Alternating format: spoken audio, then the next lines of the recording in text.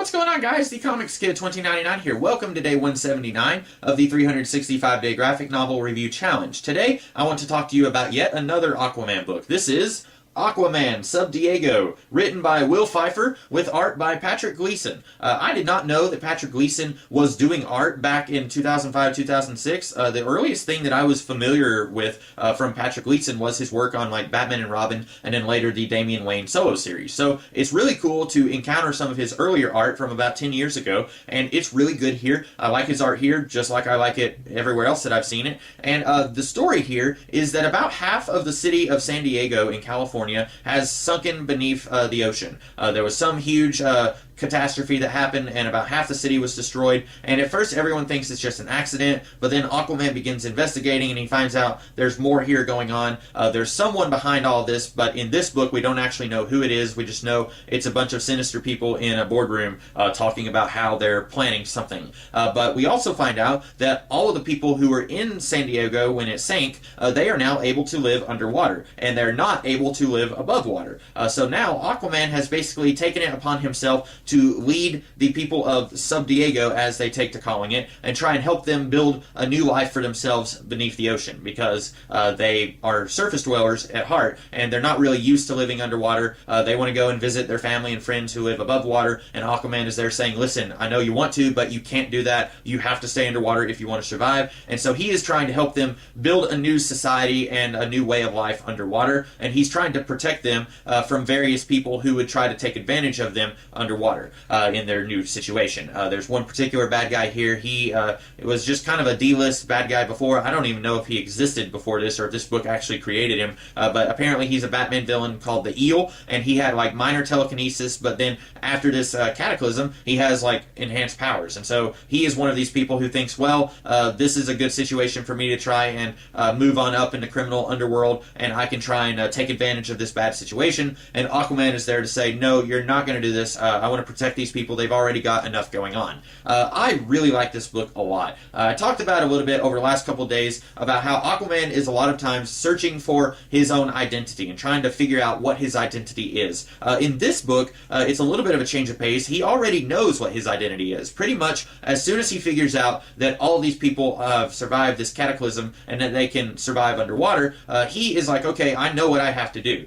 There's no several issue quest of his own identity. He already knows that he is basically going to lead these people and try and help them make it underwater. And this one girl who's on the cover here, Lorena Marquez, she kind of calls him on it and says, oh, so are you the king of Sub Diego now? And he kind of gives her a look and he says, basically he says, heavy is the head that wears the crown. He says, this is not something that I want to do, this is something that I have to do. And I really like that. It kind of builds on a little bit of what was going on in The Water Bearer, where he was the king of Atlantis, and then they basically shunned him and said, no, we don't want you. Well, now he's going back to being a leader, but he's not the leader of Atlantis. And I get the feeling that maybe, once again, the creators of DC Comics were kind of saying, okay, we tried our best with that Water Bearer thing, but that didn't really work.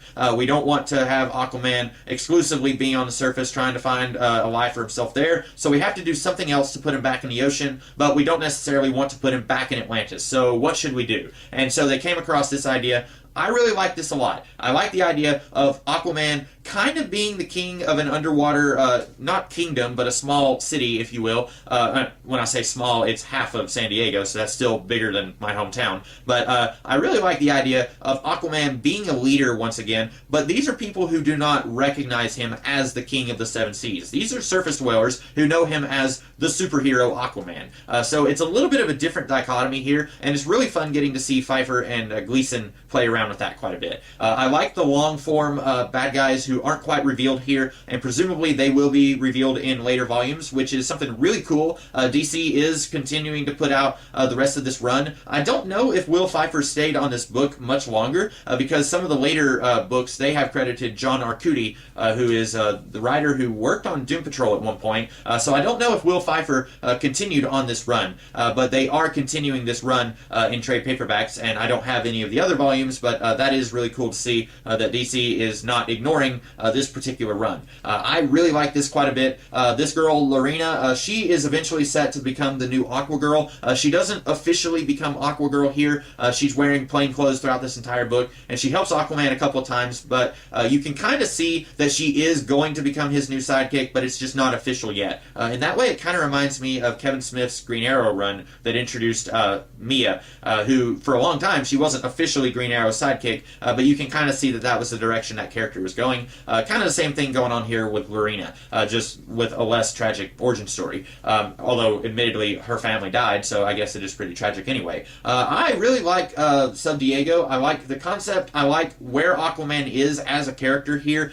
He is very clearly learned quite a bit over the last couple of trades that I've talked about. He is no longer searching for who he is and what he should be doing. He knows what he is and what he should be doing. I like that quite a bit. We get to see a little bit of Aquaman interacting with the Martian Manhunter, and we get to see how Aquaman relates to his place on the Justice League and how he's not entirely comfortable being one of these surface world superheroes. I like that. It makes a lot of sense.